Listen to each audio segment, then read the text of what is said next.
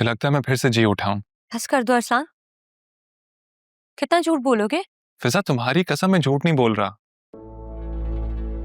तुम्हारे बगैर मेरी हालत एक मुर्दे जैसी हो गई थी। तुम्हारी मॉम जितनी इंसल्ट करके गई है ना मेरी, मुझे तो मिलना भी नहीं चाहिए, लेकिन क्या करूं, मोहब्बत मैं भी तो करती हूँ ना।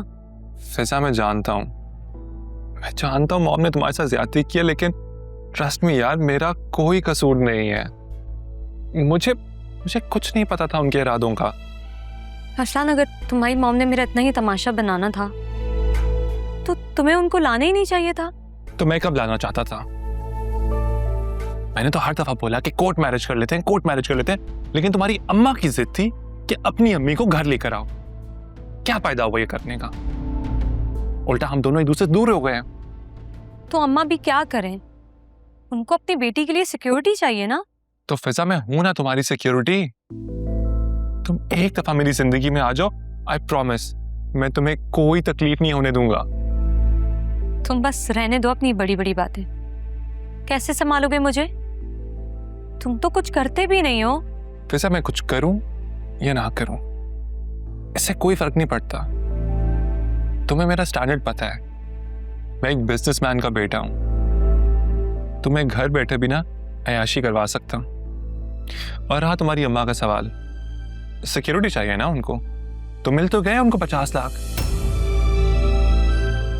जानती हो 50 लाख कितने होते हैं? तुम्हारी अम्मा की बची पुची जिंदगी भी ना हंसी खुशी गुजर जाएगी उसमें। वो 50 लाख का चेक जो जाते जाते तुम अपने साथ ले गए थे, वैसे तुम्हें शर्म नहीं आई? क्या समझा था तुमने? कितनी जिल्लत के बाद मैं वो रकम रख लेती। अरे वो तुम्हें खुद दे देती। लेकिन अरसान, तुमने भी अपनी मॉम की तरह ना पैसे को ही वैल्यू दी। शट अप फिजा, क्या हो गया तुम्हें? तुम अच्छी तरह जानती हो मेरे स्टैंडर्ड को। तुम जितने पैसों का इल्जाम लगा रही हो ना मुझ पर, उनकी कोई हैसियत नहीं मेरे सामने।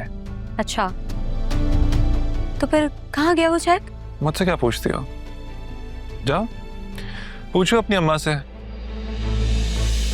उनके पास ही होगा। तुम मेरी अम्मा पर इल्जाम लगा रहे हो?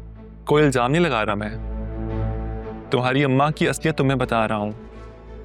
अच्छी तरह जानता हूं मैं तुम्हारी अम्मा को, और तुम भी जानती हो अपनी अम्मा को। वो चेक उन्हीं के पास है। उन्होंने उल्टा मुझ पर इल्जाम लगाया ताकि तुम मुझसे बदगुमान हो जाओ। ठीक है, मेरी बात का यकीन नहीं है ना, तो घर जाओ, अपने घर में वो चेक तलाश करो, देखना वहां से ही निकल आएगा वो चेक।